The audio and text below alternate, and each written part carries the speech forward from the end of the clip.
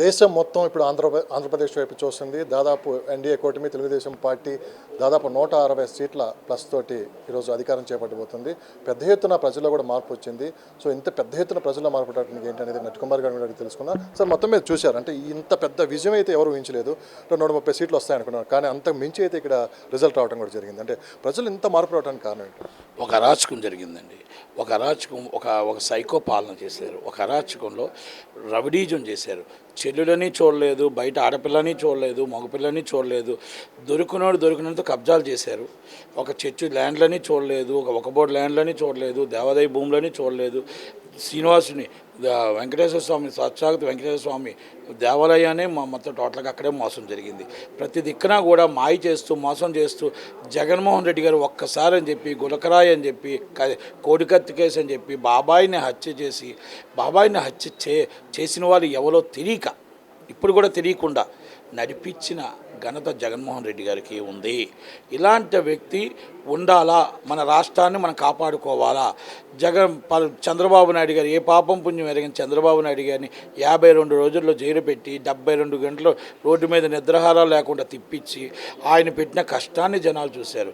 ఆయన ఒక రాజధాని అయిన హైటెక్ సిటీలో బ్రహ్మాండంగా ఒక హైటెక్ సిటీ హబ్బు కట్టి అలాంటి వ్యక్తిని, అలాంటి విజన్ ఉన్న వ్యక్తిని, అలాంటి ఉదు తుఫాన్లో మొత్తం టోటల్గా విశాఖపట్నం హబ్బుగా తయారు చేసిన వ్యక్తిని తీసుకొచ్చి సెంట్రల్ జైల్లో వేసి ఆనందం పొందింది. ఇవన్నీ చూసి మొత్తం రెడ్లే కావాలా, మొత్తం టోటల్గా ఎస్సీ, ఎస్టీ, బీసీ, మైనార్టీ పేరుకు మాత్రమే తప్ప ఏ రోజు వాళ్ళకు హోదా ఇవ్వలేదు.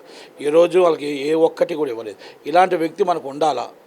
ఈ రాష్ట్రంలో మనకు అభివృద్ధి లేదు, మాకు రాజధాని లేదు, పోలవరం పూర్తి చేయలేదు, ఈరోజు ఒక ఎంప్లాయ్మెంట్ లేదు, ఒక ఇన్ఫ్రాస్ట్రక్చర్ లేదు, ఒక పరిశ్రమ లేదు. ఇలాంటి వ్యక్తి ఈ రాక్షస పాలన, మన ల్యాండ్ టైటిలింగ్ యాక్ట్ అని చెప్పి మన స్థలాలను దోచుకొని రేపు నా కూతురు పెళ్లి చేసుకోవాలంటే నువ్వు పర్మిషన్ ఇవ్వు, రేపు నా కూతురు పెళ్ళి ఆగిపోద్ది, నా కొడుకు ఉద్యోగం కోసం డబ్బు కావాలి, నేను స్థలం అమ్ముకోవాలంటే నీ దగ్గరికి వచ్చి దేహీ అని అడుక్కోవాలి. ఈ పరిస్థితుల్లో తీసుకొచ్చి రావడానికి నీలాంటి వాడినా మేము గెలిపించుకోవాలి. నీలాంటి వాడినా మేము 5 సంవత్సరాలు వెనక్కి వెళ్ళిపోయాం. ఒక ఆంధ్ర అవతరణ తెలంగాణ విడిపోయాయి 10 సంవత్సరాలు అయితే ఆంధ్ర అవతరణ దినోత్సవం 3 సార్లు జరుగుతాయి. మేము ఆ 3 సార్లు ఆంధ్ర అవతరణ దినోత్సవం జరిగితే మేము ఈరోజు మేము ఏం చేసాం, ఏ పాపం చేసాం? రాజధాని లేని రాష్ట్రం మేము అయిపోయాం. వనరులు ఉన్నాయి, మాకు అన్నీ ఉన్నాయి. మొత్తం టోటల్గా మాకు ఏదైతే మొత్తం టోటల్గా ఆంధ్రప్రదేశ్లో గనులు ఉన్నాయి, వనరులు ఉన్నాయి, మా దగ్గర ఇన్ఫ్రాస్ట్రక్చర్ అన్నీ ఉన్నాయి.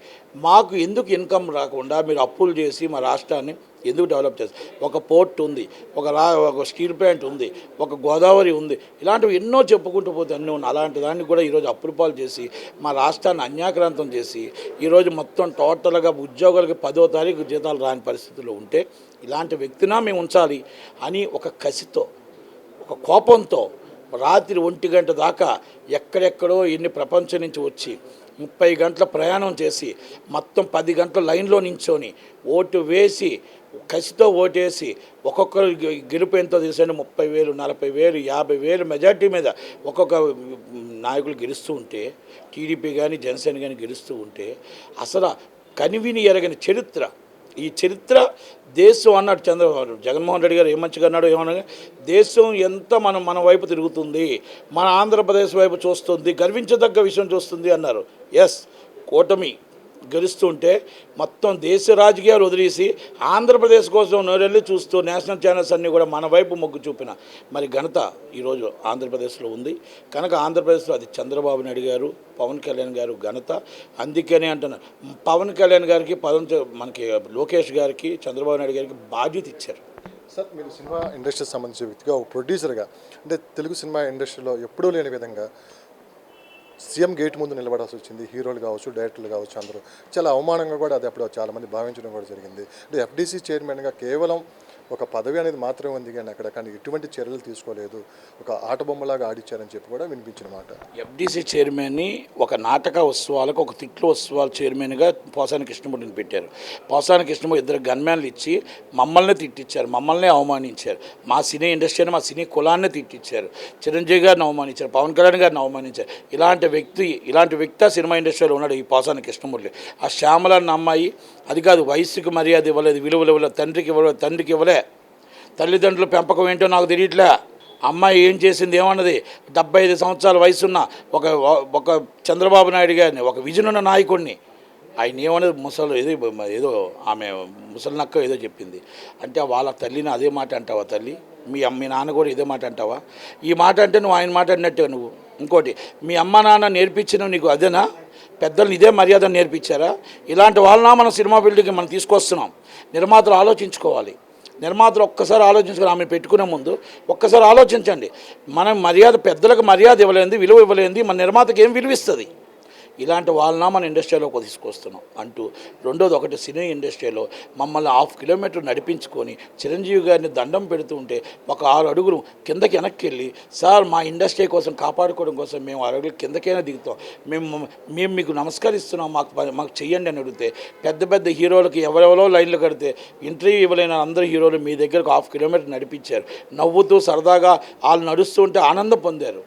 పోసాని కృష్ణమురళి, ఆర్ నారాయణమూర్తి గారు, ఆలీ గారు సరదాగా తీసుకొచ్చి మంచి పని చేశారు సార్, మరి చాలా మంచి పని చేశారు సార్ అని మీరు తప్పట్లు కొట్టుకున్నారు. ఇదా మన ఇండస్ట్రీని, మన కులాన్ని అవమానించుకోవడం? మన సినిమా కులాన్ని అవమానించి మీరు చేసిన ఘనత ఏం సాధించారు? ఈ జగన్మోహన్ రెడ్డి గారి దగ్గర మోకరలుంచారు. ఇప్పటికీ చెప్తున్నా, సినీ ఇండస్ట్రీ ఇప్పటికైనా తెరవండి, కళ్ళు తెరవండి, లెగవండి. ఇప్పటికైనా భయం ఎందుకు? ఇప్పటికైనా రండి, ప్రెస్ మీట్ పెట్టండి. ఇప్పటికీ కూడా మీరు ఇంకా కూడా లెగలేక ఇంకా కూర్చొని ఇంకా అలాగే ఉంటారా? ఈరోజు మొత్తం చంద్రబాబు నాయుడు గారు వచ్చారు, మన బాధను చెప్పుకుందాం, కష్టాన్ని చెప్పుకుందాం. ఆంధ్రప్రదేశ్ సినీ హబ్గా తయారు చేసుకుందాం, తెలంగాణ సినీ హబ్గా తయారు చేసుకుందాం. ఇద్దరు చీఫ్ మినిస్టర్లకి మన సినీ ఇండస్ట్రీని కాపాడుకుందాం, సినీ ఇండస్ట్రీ నిలబెట్టుకుందాం. మన మీద మన గవర్నమెంట్కి ఇన్కమ్ ఇద్దాం, ఇన్ఫ్రాస్ట్రక్చర్ ఇద్దాం, ఎంప్లాయ్మెంట్ ఇద్దాం. దయచేసి ప్రతి ఒక్కరూ, మాది సినిమా కులం, మాకు రాజకీయంతో సంబంధం ఉండదు. మా సినిమా కులంలో మా సినీ ఇండస్ట్రీని మనం డెవలప్ చేసుకోవడం కావాలి.